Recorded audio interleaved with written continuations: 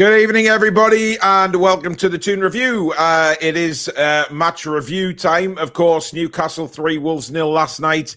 We'll also go through a little bit of latest news at the club, a couple of transfer stories, which is one that is slightly gut-wrenching for myself, but we'll come on to that in a second. If you do enjoy the show, please do, as usual, hit that thumbs up, guys. Very important we keep those coming in. Of course, if you're new to the channel and you like what you see, please do subscribe. It is free to do so, but don't forget to hit that notification bell so you never miss an upload or a live show. And you can support the channel in the usual two ways. First of all, by membership, which is the join button just underneath us, and super chats, which is the $ underneath the live chat. That will guarantee your comment to be read out on the show. And finally, a big shout out to our channel sponsor, Mamaroo Records. Thank you again to Steve. For all your music needs, head into Whitley Bay Town Centre. For all your vinyl, your CDs, your music merch, sporting merch, gift cards, they've got it all there. If you can't get into the town centre, check them out online. Their link is pinned at the top of the description. Good evening, Alex. Good evening, Magpie Massive and everybody in Viewerland. Now, Kubo. Kubo. Who, sorry? Never heard of him. You know who the hell I'm talking about, and so will Sam. We'll chat to her tomorrow night about it. But Kubo, not linked with the club, but apparently had been offered to the club, or not sort of saying you can have him, but they said he could be available. And all of a sudden, Newcastle United decide, no, we're not having any of that. Not so much with the release clause, but the whole financial package is the reason that Newcastle United is saying that the deal wouldn't happen. So a little bit disappointed, Alex, because Kubo is somebody that would be extremely welcome into the squad. Oh, that Kubo. Takefusa Kubo, the Japanese. Yes, you know who I'm talking about. Absolutely. Yeah, I mean, yeah. Yeah. No, I mean, he's not being touted by all the clubs looking for pushing for Champions Leagues and titles. And is there a reason for that? Maybe. He's a good player. I'm not entirely surprised because I think we would have maybe pulled the trigger on it more recently. And the fact that he's played with Isak before as well. And yeah. There's options. But apparently, the financial link, the financial package is too much for Newcastle. Obviously, just remember, guys. However, there is a comparison pool that'll make you feel better. We didn't get Diego Carlos when we were first linked with him all the way back when he ended up going to Villa, but we got Sven Botman instead because we went for different targets. We did, and listen, that's perfectly fine, but. They're talking about the financial package, but let's put it this way. The money they would rake in from shirt sales, etc., would be sensational, quite honestly, because of where Newcastle United are now, the profile that we have, this is very, very different to the days of Muto. We are in a very different place as a football club, very high-profile football club now. And I just think the revenue we could have generated from the signing, as well as having a fantastic footballer there. That is the reason that I am saying I am disappointed that we haven't gone for Kubo. But on the flip side of it, I understand that with PSR, etc., the financial package has to be right. It looks like Miggy Almiron will be on his way. £10 million move to Atlanta. Still thrashing out wages, etc., and the financial package for Miggy. To be honest, I think that will get done, and Miggy will head across to the MLS. And Matt Targett linked with Charlotte today, Stato. I mean, obviously, we've talked about Lloyd Kelly. I don't think we could get rid of Matt Targett and Lloyd Kelly. I think it would be one or the other for squad cover, positional cover. But I personally would be open to one of them going. As much as we liked Matt Targett when he first arrived and how solid he was, and I was really pleasantly surprised by how good he was the other day, even if it was only a lower league side. Yeah, I feel like one of them's got to go, and it's nice that there's interest. It seems like there's interest in all of the players we do want to shift. So, yeah, I mean, Fenerbahce haven't come back in with a further offer as of now. Apparently, it was a bit too low. So yeah, I didn't know what it was. I mean, some people were saying it was 8. Some people were saying it was 6. Yeah, for somebody who's like a peak age centre half who's kept his fitness up for a while, not been injured, Premier League proven. Yeah, I think we could be asking for a reasonable amount. I think over 10 definitely is a fair shout from us. Yeah, we'll have to wait and see. Hopefully, this happens sooner rather than later because we want some incomings, we want some signings, and obviously we've got this meeting. When is it supposed to be? This weekend? Sure. In the next few days, I think, isn't it? Yeah, big meeting with a presentation headed up by Paul Mitchell about everything. It's some anonymous quayside hotel, apparently. Yeah. Right. Well, in that case, we will do. Let's get the poll up for man of the match straight away, shall we, Alex? To give our viewers plenty of time to have a vote tonight. Right. You can have first go. All right. Let's get the 11 up, shall we? Just so I can look. Let's go for. Oh, who do I want in? Right. We'll go easy. We'll put Isak in first, just because. Yeah. Amazing. Okay. I am going Sandro Tonali. Ooh. Now you again. I don't trust you to make the right choice on this fourth one, so I'm really apprehensive about who I pick in third. You cheeky bastard. There's no. You've pulled some weird ones out for your fourth pick before. Indeed. I think Gordon and Bruno are obvious candidates. I'm just trying to feel like, do I want Dubs in this list? Does anybody in the back four deserve to be in this list? I don't think Bruno deserves to be there, Alex. I'm sorry. I don't think he was at his pinnacle last night.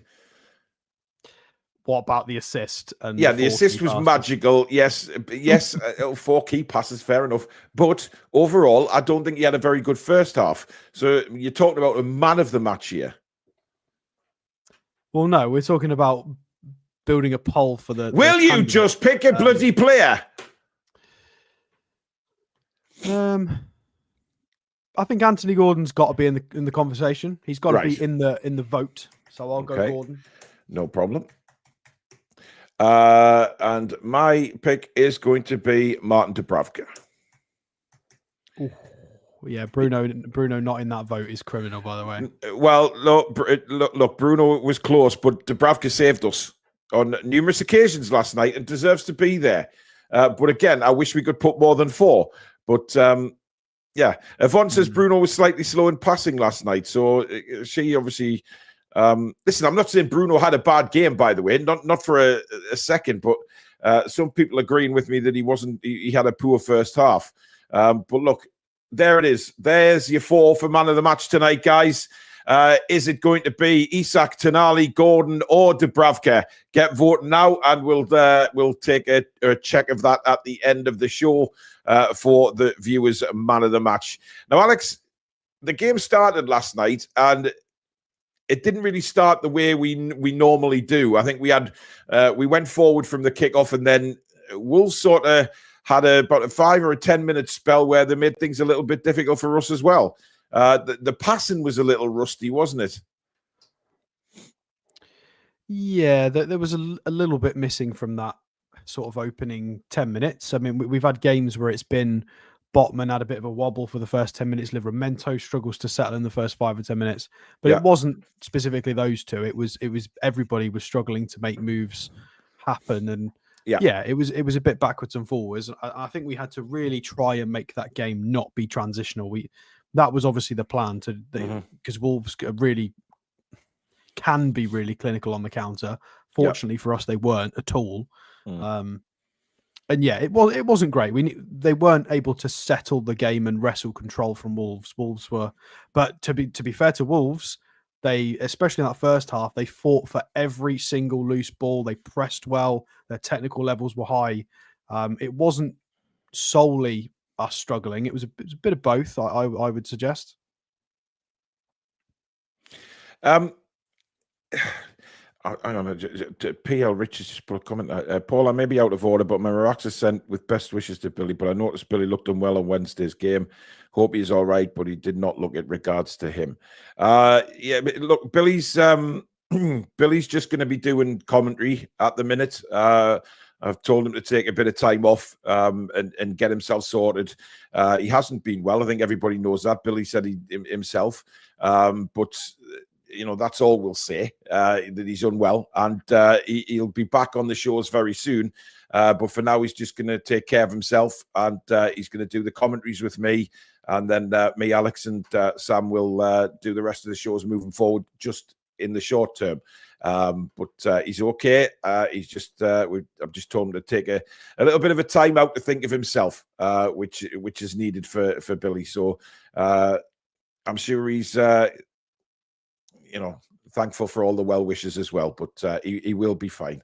Now, first goal. I mean, Wolves did miss chances, Alex. Let's be honest. They had a chance to take the lead very early on, and it seemed to be that's the way the game went. Wolves had opportunities, and you said yesterday a 3-0 kind of was a little bit over the top considering the chances that Wolves missed. But at the end of the day, if they don't put the ball in the back of the net, then they're going to get nothing from it. Yeah, they'll be kicking themselves. I mean, they had 1.62 XG, 7 shots on target. So if you don't like XG, fine. 7 shots on target is a lot of shots on target. Cheers. 5 big chances, 13 total shots. Yeah. So whichever stat you like and don't like, that's a lot of stuff that Wolves have done and not at least scored a goal. So they will be kicking themselves. They've not done something in that game. I think we were a little bit fortunate. However, there was a lot of grinding from the lads to get in last-ditch blocks, narrow the angle. Dubravka, little save to push it onto the crossbar. There were elements of things that we can be credited for pushing that. But yeah, it was a little bit of just one of those days for Wolves as well. So it was a bit of both. Yeah. I think... what I did, I mean, Julie's come up with a good point in the chat saying that it could have been 6-3 if we'd have taken our chances as well. Because we, that's Julie's right. We did have opportunities as well. That, I mean, Saar made some brilliant saves. Let's be honest. I mean, the one from Murphy with the left foot, and then of course the right foot from Murphy, which was saved. So it could have been a cricket score, to be honest. The way both teams were going at it. I think we always win that game. I think. Oh, absolutely, yeah. Whether everybody scores every chance, we score more goals, or whether it's a lesser version of that, we're always going to win that. So I think it was the right score. Yeah, absolutely. Super chat from Nick Thornton, and he says reports Nixon has been watching Diamande. Yeah, we've been linking them again. Yeah, I mean, listen, we could always write a novel. Literally the size of a novel on the players that we get linked to in every transfer window. But, our resident Forest fan says, you guys need to tone it down. We want top 4, hopefully with you guys, though. Hey, keep doing what you're doing. I'll tell you what, wouldn't upset the apple cart if Forest and Newcastle get in the Champions League? Yeah, but if you look at the table at the moment, you've got, because obviously Villa are 7th. And could somebody like a Bournemouth have a bit of a push as well? You never know. If a couple of the teams, including us and Forest, keep playing well, we might be able to really upset the apple cart. I mean, you'd imagine City would start picking up more points with the signings, but you never know. Bournemouth and Villa are both very good teams. Villa are struggling because of the fixture congestion, but they're handling it better than we did last year. Yeah. I think they've signed a lot more players and signed. They use the free transfer market a bit better than we did. But yeah, it could work like that. It could be hilarious if we have like a top 6 and there's no Chelsea and City in it if they really mess up, and no Manchester United, who, by the way, everyone, are still in 15th. Yeah, they do play Forest tonight. That might make them back to 12th. Sorry, Southampton. Sorry, Forest. I mean Southampton. Alex, you can answer this one. Oh, yeah. Peter saying, did you do a Patreon podcast last night? Oh yes, apologies, Peter. So yes and no. It crashed halfway through recording, and then half of the recording, what I recorded, just wasn't there. Didn't save. It got late, so I'm going to record another one tonight and maybe do an updated thing with kind of the lay of the land with transfers as well, and a bit of a general chat about where we're at, just so people have got some extra content. So apologies there. It was bit of a. It wasn't a Patreon problem. It was a StreamYard problem. So sorry about that. Bad StreamYard. Yes, naughty StreamYard. But have a look later. There will be something for Patreon. Exactly. Alex will let everybody know on socials when that is up and about. Bournemouth, the game at the weekend, they do have injuries, but we'll cover that one tomorrow night in the preview.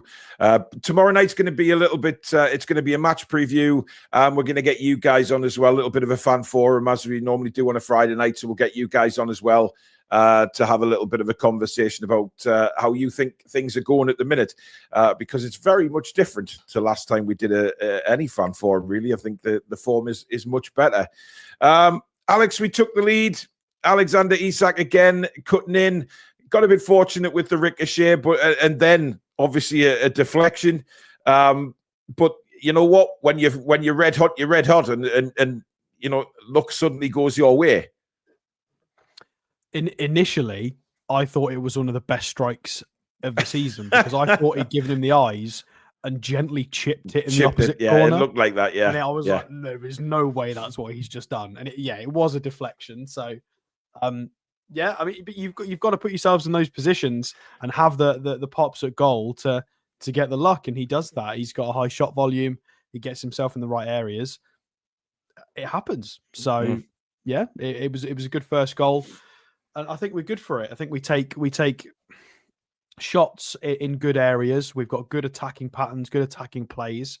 Yeah, I think we've had quite a lot of good attacking patterns in place for quite a long time. I think in the games against sort of Brighton and Everton and stuff where we weren't able to get wins, or even draws in some cases, I think we were still quite good with attacking patterns. It just wasn't clicking. And now all of our Christmases have come at once. And I think Eddie Howe said something kind of similar to that in his press conference, that it's all working. The front three, the midfield, the back four, the goalkeeper, everything's just clicked all at once. And we've just gone on a big win streak. But it is going to get harder. So, well, I mean, about us. Michael McIntyre with a super chat saying, get well soon, Billy. Thank you, Michael. The second goal was stunning, wasn't it? I mean, Bruno's vision to pick out Isak was ridiculous. It was, but we all thought it was offside. Let's be fair. We all thought until we saw the replay of where Agbadou was standing. Nobody saw Agbadou way out of the camera, so it looked like he was miles offside, but he wasn't, and he brilliantly clipped through by Bruno. But again, Eddie's mentioned this in his post-match interview, which we'll hear shortly. The composure of Isak this time, just to, you know, outdo. Sarr didn't have a clue which way he was going. It was like a penalty kick, really, wasn't it? Yeah, he had to make a quick decision though. So yeah, Bruno's through ball is the fact that he was running, and he'd got such a quick. It's just instinct at this point because he's just such a flair player. As soon as one of the Forest players had just taken a step and made that space, he's quickly just punted it outside of the foot. Alex, we seem to be mentioning Nottingham Forest a lot tonight. It was Wolves. Who said Forest? You just said it as well. Did I say Forest? You did. We got Forest on the brain. I know. I don't know what's the matter with us. Wanderers. Gordon Bennett. Damn it. Oh dear. Anyway, fantastic through ball from Bruno through the eye of the needle. It was. And then Isak as well, because he has to make.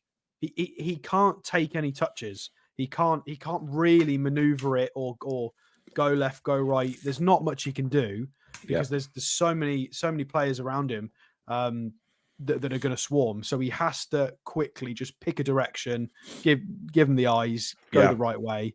And it was so composed. I think composed is probably the right word. But again, it's this thing, Alex, when he doesn't have a lot of time to think about it. That's when he's a beast. I like that goal. I really do, because there are so many goals that you can see were as a result of Eddie Howe and the coaching staff and practicing patterns of play and build up and so much time on the training pitch. But that goal was because Bruno and Isak are just really good players. So no disrespect to the coaches, obviously, but the two of them, that was just really creative from both of them. That wasn't down to anything they've done. I mean, maybe they've tried something like that in sessions, but that is just instinctive and creative, which is lovely that we've got players that are so creative we can score that way. The man himself was interviewed on NUFC TV after the game, and this is what the big Swede had to say. You've become the first player in the club's history to score in 8 consecutive Premier League matches. How pleased are you to achieve that feat? To be fair, I'm just happy to keep on scoring and helping the team in the best way. I think those records and stuff, I think they're things you'll enjoy after your career. It's not my main focus. I just want to score every game. But yeah, obviously that's nice as well. The Premier League record in consecutive games for goals is 11, though. You're not too far away from it. Do you feel that with the form you're currently in, that could be achieved? I think I feel confident going into the games individually, and I feel like the team as well is going out with confidence, and I think we're playing really well. So yeah, my target is just to score every game. So not thinking too much about the record, but if I was to get close to that would be nice, obviously. It's now 16 goals in your last 16 matches, a very, very good record at the moment. Is this run the best, not just in your Newcastle career, but in your entire career? Yeah, maybe yes. If you look at the stats, I'm not too sure, but I wouldn't be shocked if it was. Yeah, I think the main target for me is to keep on going, keep working hard, and not relaxing, because it can turn quick. So I have to stay focused on doing my job. Again, very level-headed, Alex, and he's not really bothered about the records. He just goes out there, wants to score goals, and then when his career finishes, that's the time to look at records, which is probably the right attitude to have, really, because then you don't put pressure on yourself. You just do what you do on the pitch. Yeah, it's a very level-headed approach to be considering, right, I'm a striker, I want to try and get a goal every time I play. Mm-hmm. And I want my team to be successful as a result of what I'm doing on the pitch. It's the right attitude to have at the end of the day. Personal accolades, there are certain people that are driven by that, but certain people in world football, you've got your Ronaldos and stuff, but you're starting to go into sort of mentality and stuff. And I like the dynamic that we've created at the club and that Eddie Howe's created. I think we're a team pulling in the same direction. Everybody's on the same page. I don't think you have to be super narcissistic or egotistical to continue working hard in a team structure like this. As much as those can be good traits for a top tier player. Mm-hmm. I don't think it's necessary with Isak. I think he's fairly humble as well, which is nice. I mean, listen, he can go on to strength. He's obviously got the confidence. I just seen a comment earlier on while the interview was being played there saying, are these guys the new entertainers? The 4 or 5, 6 games that we've had that we just seem to be scoring goals. The games are really exciting. But I think that's why we've changed a little bit, haven't we? Because we went on that spell where we weren't even shooting. Never mind getting any shots on target. And now it's sort of get to the edge of the box and we're firing shots left, right, and centre. Yeah, I mean, in regards to that, I mean, how many goals? I mean, we need Tom for this, but I'm sure there's plenty of you in the chat that will know. How many did we score with the entertainers? 82, I think, was probably the best season for goals scored. Something around that. So I think it was 82. I mean, Tom will be able to correct me if I'm wrong. So 82 goals scored in a season for the entertainers. I'm pretty sure last year we scored 85. And we had a bit of a wobble last season and didn't qualify for European football. So the fact that we scored 85 in a bit of a wobble, and we're in an injury-ravaged season as well. In an injury-ravaged season, in which we weren't really ready for the Champions League yet, and we'd still got Matt Ritchie and Paul Dummett on the books. Mm-hmm. And so far, we've scored 37 goals this season, which is enormous. Only 21 games in, so yeah. I mean, that's that's incredible. It's outrageous. It's really down to Eddie Howe and the coaching staff, as well as the players, because they've shuffled this around to contribute and get goals from all over the pitch. I mean, yeah, people can say, "Oh, but you just got fortunate because you signed the right striker." Yeah, but Gordon's goal scoring this season is fantastic. Gordon's got 5 and 6 now. And let's not forget, we took the risk on Gordon. Everybody thought we'd had our pants pulled down when we bought Gordon. They went, "Oh, he's not worth that much." Look at him now. Jacob Murphy's been given the opportunity and been refined, and his goal contributions this season have been fantastic. Bruno with 8 assists in the league. There's goals everywhere. So it's, credit to the team. And as in regards to the entertainers, I mean, so far in the last 18 months, they're banging in. Well, Cynical Jim makes a good point, and I think I said this a couple of weeks ago, Alex. The thing with the entertainers is we weren't really brilliant at defending. It was very much just gung-ho. This team we've got now can defend, and we've proved that time and time again. We've only conceded 22 goals in the league this season, which is only bettered by Forest, Arsenal, Liverpool, as far as I can see looking at the table. Yeah. So we're 4th for the defensive record, and we're sort of top 5 or 6 for the goal scoring as well. So considering we started off quite slow with the goal scoring, a few 1-0s and stuff and losses. So I think we've got a bit of both. Definitely. Yeah, absolutely. Rob Lee and Keith Gillespie says John picked the best team from the entertainers and current team at the retro jersey launch. Majority they picked were from the current team. Wow.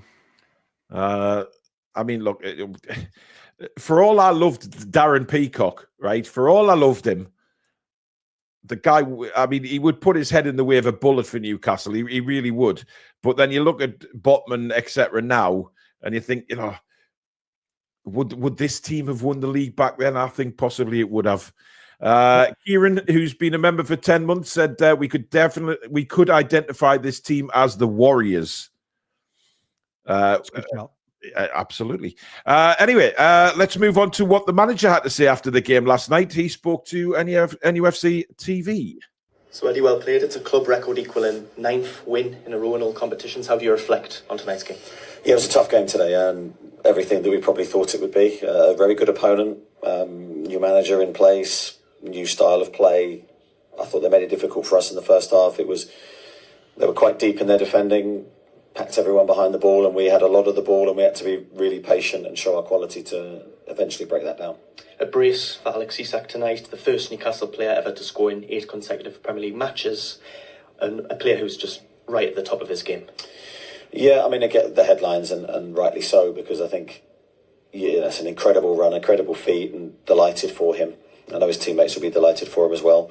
I thought the second goal was the pick today because, of course, the first one's got a bit of a deflection on it. I think we can say that. But the second one, it looks an easy finish, but he's so calm and composed and has that extra split second to pick his spot. And, it was a massive goal for us, actually, because we needed that second goal. It was a game that was evenly balanced. Wolves had their chances the other end. Martin's had a really good game. Another player who's in great form is Anthony Gordon, 5 goals in his last 6 matches. How key are those attacking players going to be for you to ultimately have a successful season? Well, you need your attacking players to shine. Of course you do. They're the ones that make the difference at the top end of the pitch. But I think the beauty of our team at the moment is we've got everyone contributing. Goalkeeper, back 4, midfield. You could talk at sort of every department of the team's functioning well, and I think that's why we've been able to go on the run that we have. I really liked what he said there at the end, Alex. Not obviously the front 3 are doing the job, but he mentioned the whole team, the keeper all the way through to the striker, which it is, because in order to attack, we have to start the attacks from the back, and we've been doing that really well. Yeah, I think the technical level of our first team is just so high. It's something that I complained about at the start of the season when Fabian Schär got his suspension.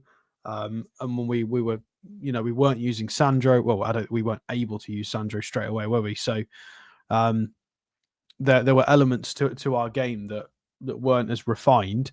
And now that we've got Botman back in, who is really, really technical. Obviously, we're losing Fabian Schär, who offers us a lot, but still, Botman's quite technically gifted, as is Lewis Hall. I guess we've lost Trippier, but Livramento is giving us a lot of energy and covering a lot of ground. Sandro's now in the team as well. And we've just got a really good technical level, I think. I think even Dan Burns raised his level, and then the goalkeeper that's currently in goal is higher of a higher technical quality than what Nick Pope was, which is assisting as well in build up and sort of when we get pressured. We just play really good football. There was some really creative moments against Wolves. Obviously, there's still some basic things we've got to tidy up with, mainly being hit on the break. So we'll get there. We will get there. Right, let's move to the player ratings, shall we? Because then we can go through each individual player. Was that beeping from your house, by the way, Alex? What was it, beeping? Yeah. Oh, sorry, it was the oven coming from the kitchen. Right, the dogs opened the door, so let me close that door. The dogs opened the oven door? No, my office door. I was going to say, bloody clever dog. There we go. Right, okay. Right, let's see if you agree with us, as usual, for the player ratings. We start off with Dubravka, Alex. Ooh. I was pretty happy with most of it. There was maybe one occasion where I wish he'd have come out when he didn't, but there were a couple of occasions where he came out really early and anticipated the moment well, and I wasn't expecting it, so it was a pleasure to see. Playing out from the back and technical level, really, really good. Some good saves. He was tested a lot more against Wolves. Probably this is the game where he's been tested the most in this run that we've had. Yeah. And we got a clean sheet. So I'm going to go with a 9. I'm going to go really high, actually, purely because he kept a clean sheet in a game that somebody had 7 shots on target. So he's got to take some credit for that. He has, and I've gone for a 9 as well. I thought the saves he made were critical. I thought he controlled the penalty area very well, came for crosses well. Look, he's very solid at the minute, is Martin Dubravka, and long may that continue. Nick Pope is expected to be fit very soon. However, I don't think Nick Pope walks back into this side. Absolutely. No. We'll have to go on a run of losing for this to change. Indeed. But news on Callum Wilson, Alex. You might remember him. He plays number 9. No. He's expected to be fit and available for the second leg of the Carabao Cup semi-final. That's when they're looking for his comeback. Okay, right. To answer your question, Claire G, no, we don't know if Dubes is staying yet. It's still all up in the air. I think they will probably know behind the scenes if he's staying or going. There's rumours they might give him a pay rise for the remaining 6 months in his contract. I don't know how they'd swing that, but yeah. Callum Wilson, no comment. I don't overly care if he's back or not back. In my head, not that I've got a plan. It's, the club decisions has nothing to do with me, but I would personally plan as though he's just not going to be available for the foreseeable future anyway. I wouldn't put him in my plans for, he'll be back by this game so we can rotate this and do that. I just don't think it's worth it. Yeah. I don't think it's worth it. I think we might as well just assume he's not going to be available again this season. And if he is, fantastic, silver lining. If he's not, fine. At least we planned, we need to prepare that he's just not going to be around. So I'd rather we were just ready for that situation. There's no point. And I don't really care if he's back for the second leg because he's not going to start anyway. There's absolutely not a chance in hell as long as he's fit. Yep. So, yeah, I mean, and Osula's just started to get minutes, smile on his face. I'd like to see Osula get some more sub minutes and maybe, because that will prohibit his breaking through. I'd like to see the minutes go to Osula because if Wilson's just going to give odds and sods here and there and break down again, it's a tricky one. It is. Lady Sam says, lads, we can now do a transfer show on Kubo. Well, no, because for the reason why he wasn't linked with us. That he won't join. He was basically offered to us to see if we'd have a sniff with a transfer fee, but we were interested, but apparently the package, the monetary package is too much for us. So It's been ruled out the already. story is that he won't be joining. We can't really review him for that. Yeah, it's already been squashed, Sam. As gutted as I know you are, and so am I, but we have to move on. He's not on the list. Unless there's a Lady Sam NUFC articles.com that suddenly links us with Kubo, then I'm afraid not. Yeah, some strange link somewhere. Right, Tino Livramento. I think Tino had a decent game yesterday. I thought he was okay. Did well with Murphy down the right-hand side. Listen, he's solid, Livramento. He's certainly up in his game. I thought he's very good going forward, good defensively. I'm going to give Tino an 8. Alex? I think an 8's fair. Much more positive in terms of holding a good level for the full game. There wasn't just a period of nonsense, because sometimes he takes 10 minutes to settle, or there might be 10 minutes of lapses of concentration towards the end of the game. Yeah. And actually, I thought he was a little bit more solid for the whole 90 minutes, which I like. 4 tackles and 4 interceptions is great as well. Well, 85, Alex, because he ran out of gas. He was knackered, by the way. He ran his socks off last night. Yeah, but the nature of the game, he'd got Huang and Gedesh and Nuri, and the transitional nature of the game. Yeah, and absolutely. He covered so much ground. It was a tough game. I'm still going to go with an 8. It was really good. That was that photo of him and Lewis Hall. That was nice. In the dressing room, it was spot on, that, wasn't it? Good to see that camaraderie. Yeah. Right, Lewis Hall, Alex. Ooh, this was an interesting one, because I think he had a couple of moments that weren't quite as good for Lewis Hall, which is strange. He is human. He is not a robot. He's not an alien. He's definitely human. He can make mistakes, because it's been a long time since he's had a game with a few wobbles in it. But there were a few wobbles, a couple of slips, couple of positional mistakes, a couple of times where he didn't win the ball when he really should have won the ball. But he's still exceptional with the ball. A couple of moments where he just shimmies round players and just he's just. I think amazing. he took 3 on once last night. He took 3 Wolves players on, destroyed to start them. A run.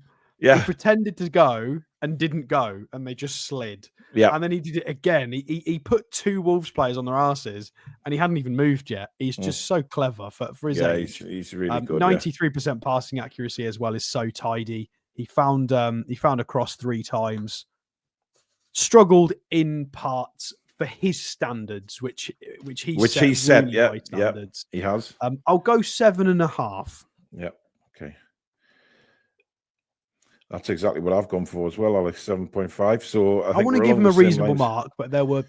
Yeah, you've got to knock him down for a couple of errors. Right, Sven Botman. I mean, Botman, what can you say since he's come back in? The guy looks, he just looks unbeatable. And what I really liked yesterday was in the second half when Cunha looked like he'd outpaced him, but Botman still managed to get back and force Cunha wide and blast over the bar.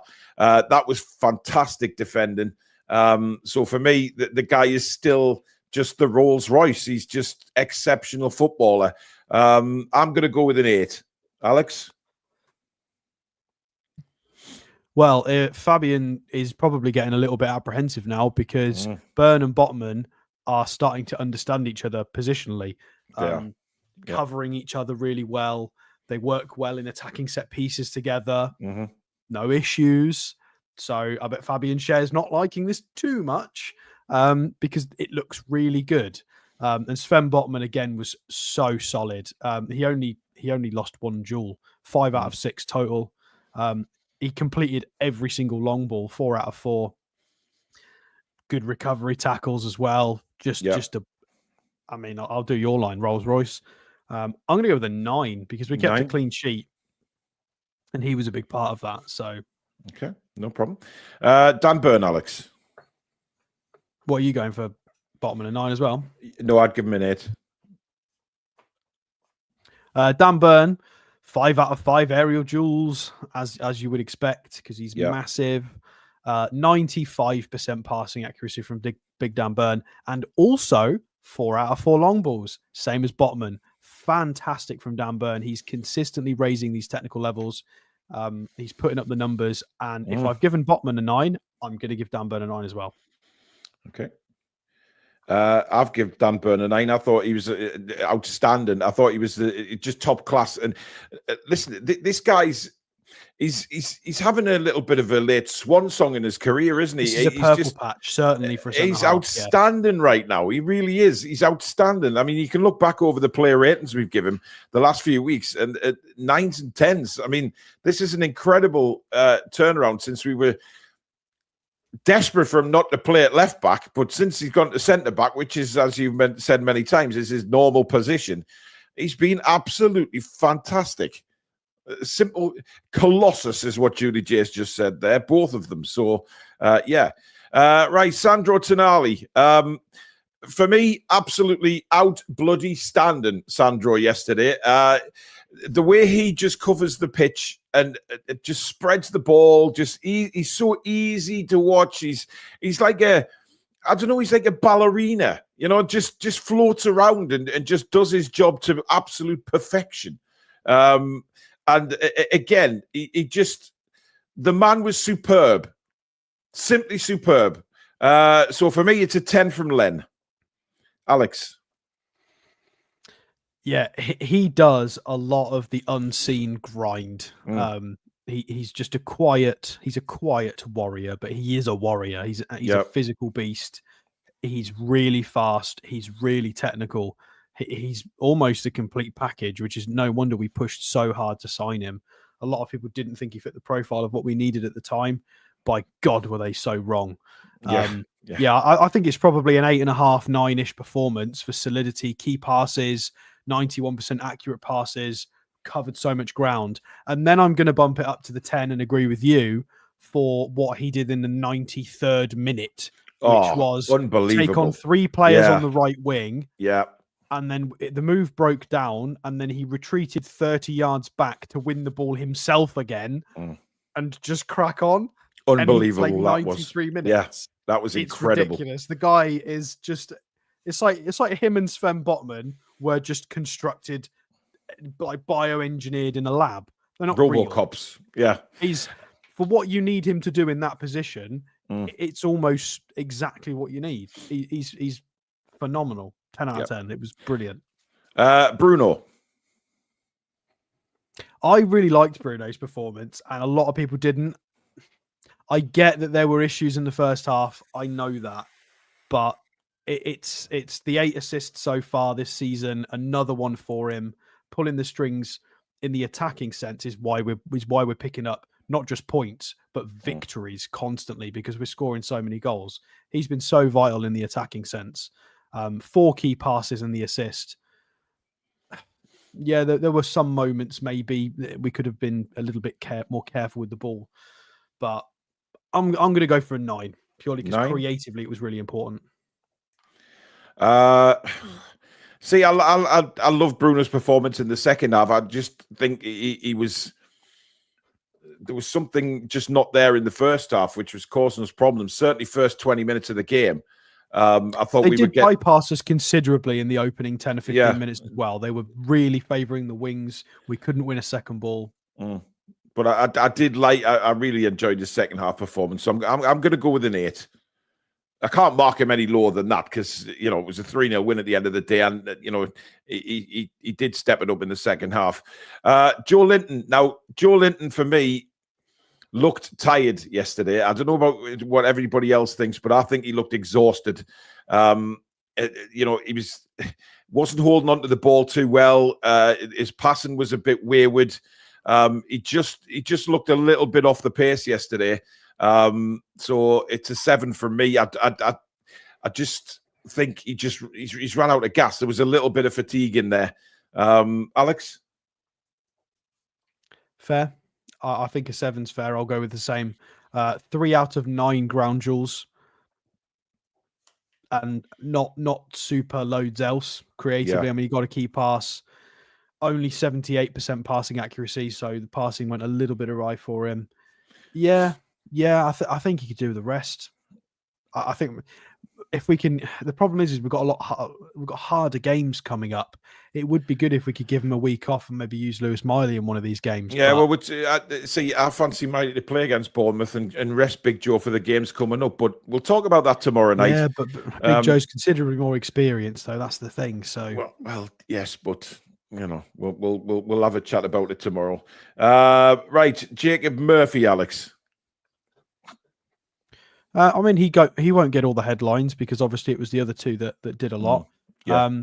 But I really liked it from Murphy that the left-footed shots were good. He completed 4 out of 5 dribbles, 2 shots on target, 6 out of 8 ground duels as well. He had a tough time because that Agbadu was quite solid for them. I thought he didn't end up with a good rating finally, but I thought he passed the eye test certainly. Yeah, and he got Al Nouri on that side as well. So I thought Murphy did pretty well. I think I'll go for an 8. He didn't get on the score sheet, but again, a couple of accurate long balls, a couple of accurate crosses, really good physically for the team, and he's just really important because they have to respect him on his side as well. So and he's hard to, especially with Livramento's with him.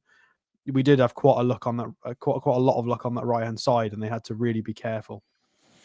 8 as well for me. I just think I think we can stop saying it's a purple patch really, because I think Murphy has upgraded his standard.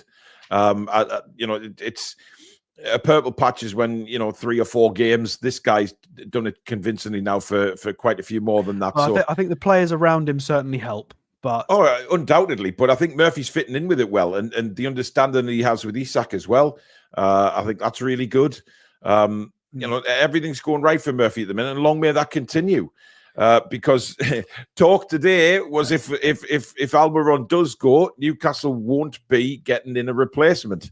So make of that what you will, guys. But Murphy could be expected to play a lot this season. Come on, that's nonsense. Are you telling me that after this big meeting that Mitchell's going to have with everybody? Well, I'm only reading what Craig Hope's put out there, and everybody else is retweeting. Are you telling me that after this big meeting about recruitment, that Craig's not going to have an article released first thing on Monday morning about the new possible recruitment options? Do you know what it is, Alex? I've always said all through the window, I think we'll bring at least one in. And I'll still stick by that. I'll tell you what. I'm gonna put my neck down on the line right here, and so I guarantee all of them have got articles out next week about possible recruitment on the right wing, based off the back of this meeting that's happening. Yeah, I guarantee it. I would, and if I'm wrong, I will apologise to all of them on air. But I genuinely feel like that. What's the point in a recruitment meeting halfway through Jan when we're about to sell someone if it's not about recruitment for this window? If they didn't have anyone else to come in, Alex, they wouldn't let Miggy go. They wouldn't take a chance on it. Why would we sit and do a summer recruitment meeting when Eddie Howe's got a cup semi-final on the horizon, a congested run of fixtures? Why would we do this meeting right now about the summer? Exactly. No, sorry, that's not what it's about. There's a comment there saying buying people. Yeah, there's a comment there saying we're skint. We're not skint. We're the richest club. We've had the richest owners in the world. We just can't spend it. But that's the frustrating thing. Anyway, Gordon. I wasn't too impressed with what I saw from Gordon in the first half. First 20 minutes, 25 minutes, I thought he lost the ball quite a lot. He was cutting inside and getting a little bit frustrated. It wasn't happening. But look, then I thought to sort of sit and think about it. And you see, well, what do you want from Anthony Gordon? You want him to take players on. You want him to run at defenders. And yes, wingers who run at defenders will lose the ball. That's just the nature of the game. They're not going to skin the player every single time. But Anthony Gordon just does not stop. He's persistent in what he does. He's got a great understanding with Lewis Hall, who pulls defenders away in order for Gordon to cut inside and be on his stronger foot. And then sometimes Gordon will just slide Lewis Hall in. So I think they've got a great understanding. And would I rather see Gordon just pass it than try and dribble? No. I want to see Gordon do what he's good at, and that is dribbling. And obviously, as a dribbler kind of player, he will lose the ball. He will lose the ball a lot. But the fact is, he doesn't stop. He just goes at them again, and he will not give up. So it's a 9 for me. Alex? Are you all right, Paul? Yes, why? Alex, that was a really solid explanation of what the wingers are meant to do. Hey, we had somebody that used to try that and got crucified for it. You know? No, don't even fucking go there, Alex. And I know what you're going to say right now. Maxi did not have an end product. Most of the time, Gordon does. Maxi did not have a Lewis Hall behind him. I don't give a flying monkeys. He's not here anymore. I completely agree with you. I couldn't give a toss that Gordon made the wrong final decision a couple of times in the first 20 minutes. I want that winger to be doing exactly what he did. He was outrageously good, in my opinion. I think for people bringing him down because somebody got a tackle in, well, yeah, but we want him to be doing that to score the goals. I'm sorry, but if people's expectations are that the winger beats their man 100% of the time, that is delusion. Never going to happen. Yep. I'm going to credit him for what he attempted and how it was generally. He completed 7 dribbles in that game. That's mental. He won 10 ground duels. He had 3 shots. Unfortunately, they were all blocked. He got his one on target, which was his goal, his actual goal, and he never ever stopped running. I thought he had an extra bit of zip in his game. I thought he was shimmying left, right. There was an extra sprinkling of flair in his game. I think the referee got in his way a couple of times, which was sickening. I don't know what he was doing standing right in the middle of the play. Yeah, I thought Gordon was absolutely sublime. I'm going to give him a 9.5. I think the fact that Isak gave him his goal on a plate, I think if Gordon had have engineered his own goal out of one of those moves, I'd have given him a flat 10. But I absolutely love that performance. You know, your wingers are going to lose the ball. What do you want them to do? Should we just go and get Jack Grealish and we want our wingers to just keep going backwards? I'm happy for Gordon to keep doing that. If he loses it sometimes, fine. It is what it is. Tangy makes a good point that ASM ran into brick walls willingly. Yes, and he would be out for 10 weeks afterward. Maxi didn't track back in players defense, get overcommitted on defensively when they're dangerous. Yeah, but Ian makes a very good point there that Maxi didn't track back. And not as well as Anthony Gordon. Completely right. That is very fair. Well, he didn't. Which is why we have Anthony Gordon. Indeed. Right, Isak, Alex. 10. Yeah. Do we need to ask anybody? I mean, is there anybody in the chat? I mean, I know you're going to do this just to be trolley. Is there anybody who's not going to give Isak a 10? Well, so far they're all 10s coming in. Iropa's gone 9 points, a couple of 9.5s. 2 goals and an assist is just a 10 anyway. Regardless of whether he had a crap game, it's a 10. Yep. And he didn't have a crap game. He appeared left wing, right wing, central. Actually, Alex, I think the first 15 minutes of that game yesterday, his touch was dreadful. Absolutely dreadful. So is everybody's. But you know what? Who gives a shit? He's there to score goals, and he got 2 goals and an assist, like you say. So it has to be a 10. The guy's on fire right now. But that's just the way. Anyway, if anybody rated less than a 10, no. Yeah, there's a few 9.5s. Yeah, a couple of 9.5s. Peter Garthwaite with a super chat. Thank you, Peter. The Chronicle is saying we are poised to make a concrete offer for Mbeumo. Why would this be put out if we have no money? Obviously been waiting to sell. I did read something of Mbeumo earlier on today, but there's nothing concrete. I mean, the Chronicle, dear God, I don't know where they're going these days. Dan Robinson says, I once saw the Duracell bunny try to race Gordon. It died of exhaustion.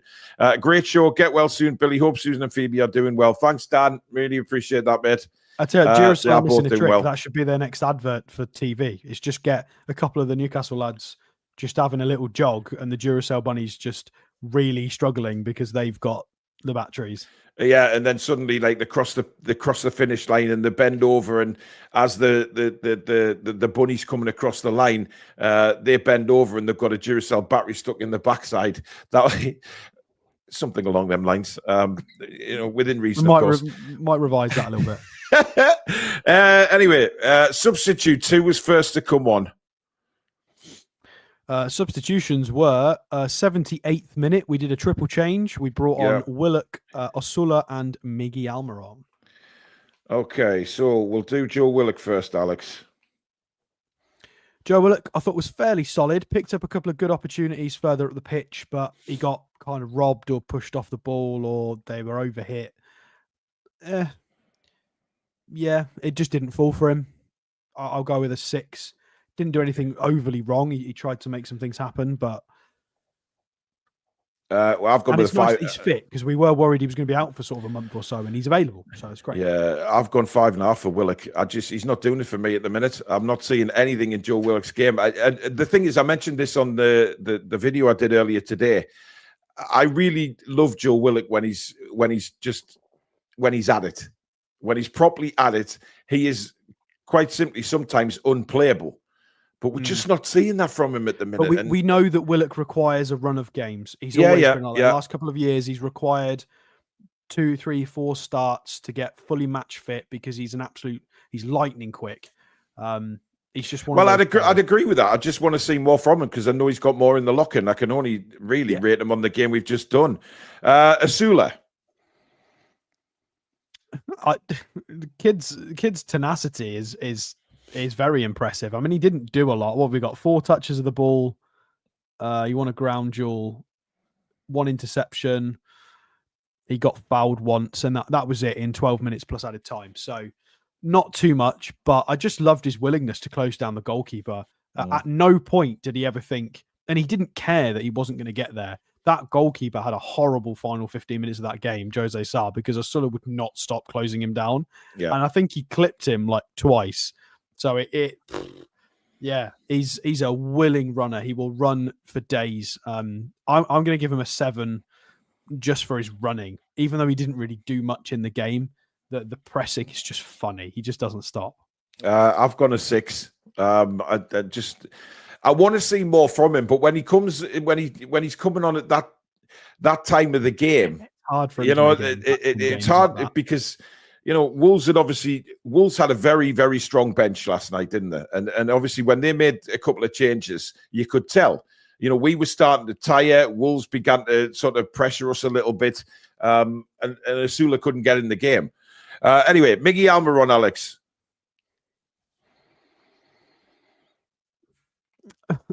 Actually looked a little bit better compared to the other recent games. No, I'm not. I mean, he did.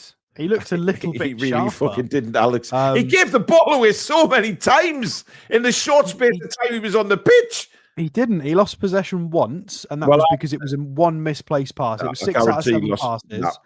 A key pass, and he won his only physical duel. I didn't think it was bad from him.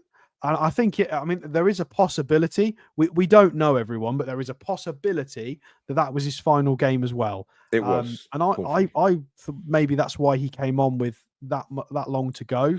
Yeah. That might have been the manager's, go on, lad, go and have a few more minutes at St. James's Park. And then our little win photo after the match, he did have his hand up like that, which he doesn't normally do. So everybody kind of theorizing that that's him saying goodbye. Yeah. I'm going to give him a token 10 just in case it's his last game. Are you having a fucking laugh? Nope. Just because it might be his last game for the club, I'm going to be nice and give him a 10. You do realise that'll go on his end of season average, Alex? Yes, fine. It's still going to be really low anyway. Okay. I've given him a 4 because I think he was shit. Let's move on. Kieran Trippier came on and Lewis... Well, actually, Miley... Did Miley come on first? Miley for Joe Linton a little bit earlier. So Miley on the 83rd minute did a little bit. Trippier was 2 minutes later. That's too late to wrote them. Right. Eddie Howe, Alex.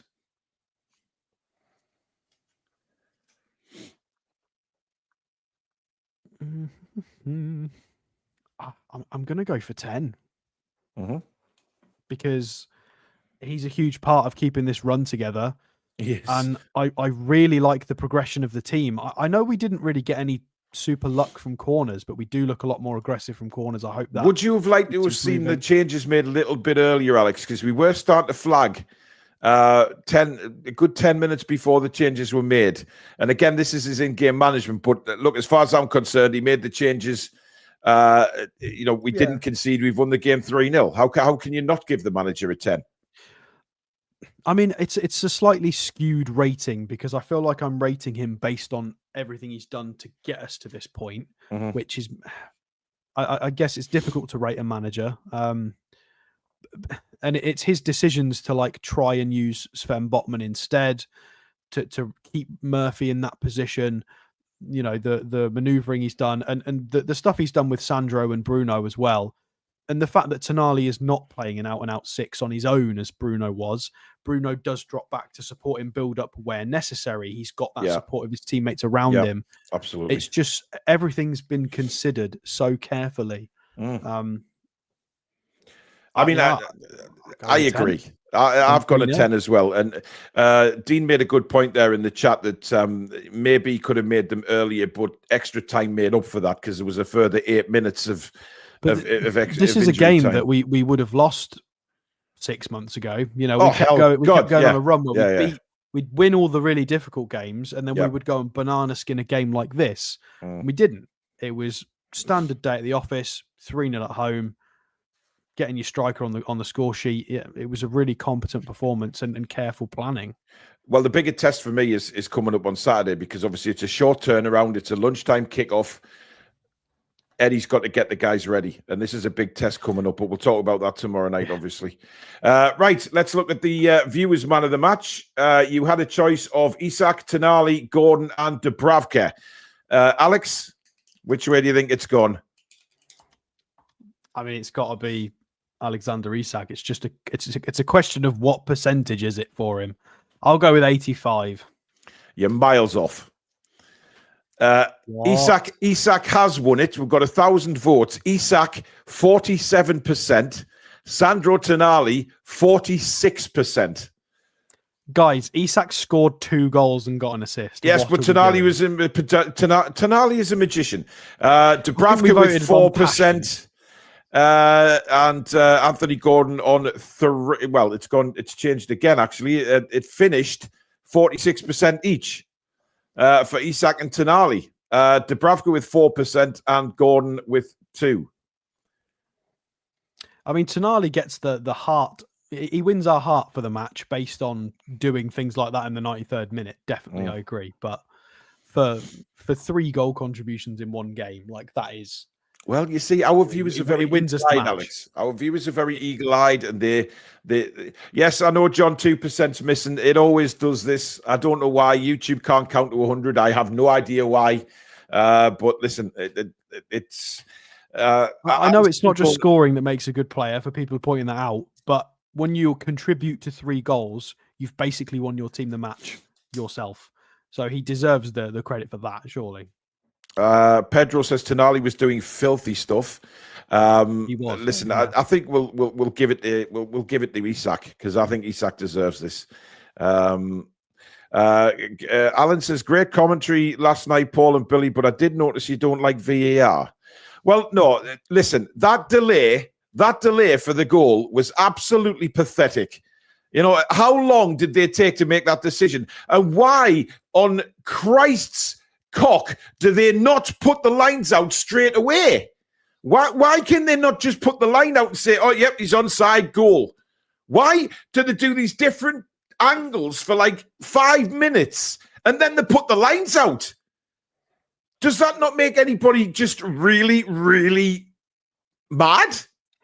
They should have surely they've got some sort of technology where they can have pre-drawn lines based on certain camera angles. Yeah. And have it. It's just crazy. Well, the thing that gets me more about offsides with VAR is not the measuring up against the defender and the attacker.